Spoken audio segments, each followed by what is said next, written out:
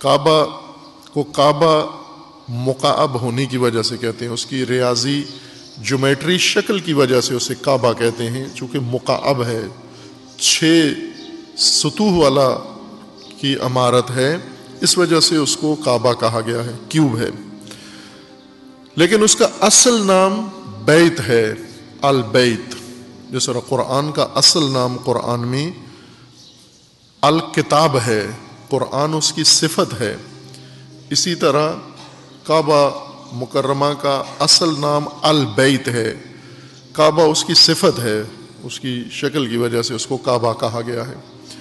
اور خصوصیت کعبہ کو یہ ہے کہ یہ قبلہ ہے۔ اب ہم چونکہ قبلہ کی اصطلاح فقہ میں ہم نے پڑھی ہے، قرآن سے پہلے ہم فقہ پڑھتے ہیں،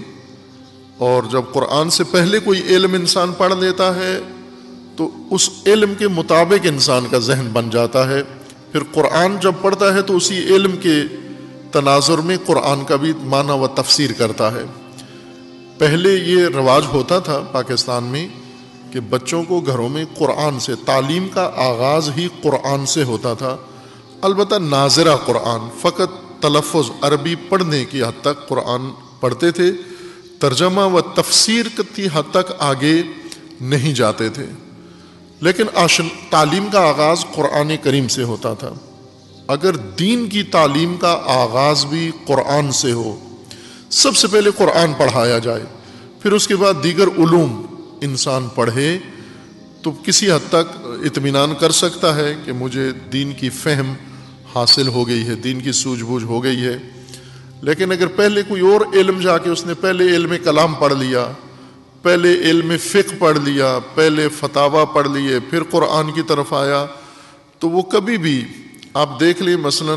مسلمانوں کے اندر کے وضو جو کرتے ہیں مختلف، کچھ اوپر سے کونیوں سے انگلیوں کی طرف دھوتے ہیں، کچھ انگلیوں سے کونیوں کی طرف دھوتے ہیں۔ یہ کیوں ایسا کرتے ہیں؟ قرآن میں 2 آیتیں تو نہیں ہیں وضو کی، 1 آیت ہے۔ یہ 2 طرح سے، اس 1 آیت سے 2 طرح کا وضو کیوں کرتے ہیں؟ یہ اس کی وجہ یہ ہے کہ دونوں نے قرآن سے پہلے اپنا فقہ پڑھی ہے، علم فقہ پڑھا ہے، فتاویٰ پڑھے ہیں، ان کی فتاویٰ میں لکھا ہوا ہے کہ وضو اس طرح ہوتا ہے، لہٰذا اب قرآن کی جب آیت پڑھتے ہیں تو اس کو فتاویٰ کے مطابق مانا کرتے ہیں۔ اگر یہ فتاویٰ سے پہلے قرآن پڑھ لیتے تو قرآن میں 2 وضو تو نہیں ہے، 1 وضو لکھا ہوا ہے کہ آپ اس طرح سے وضو کرو، تو ایک طرح سے وضو کرتے۔ اور یہ المیہ عمومی ہے کہ ہم دین کے لیے، دین شناسی کے لیے قرآن سے پہلے بہت کچھ پڑھ لیتے ہیں، اور جو ہم پڑھ لیتے ہیں وہ ہمارے ذہنوں میں جم جاتا ہے، راسخ ہو جاتا ہے، پکا ہو جاتا ہے۔ پھر قرآن جب پڑھتے ہیں تو اسے وہ جو پہلا علوم کی وجہ سے ذہنیت بن چکی ہے اسے تبدیل نہیں کرتے، بلکہ قرآن کی تحریف کر دیتے ہیں، قرآن کے معانی میں رد و بدل کر دیتے ہیں، قرآن کے معانی میں تفسیر میں ہیر پھیر کر دیتے ہیں، لیکن وہ جو فقہ سے پڑھا ہے اس کو نہیں چھیڑتے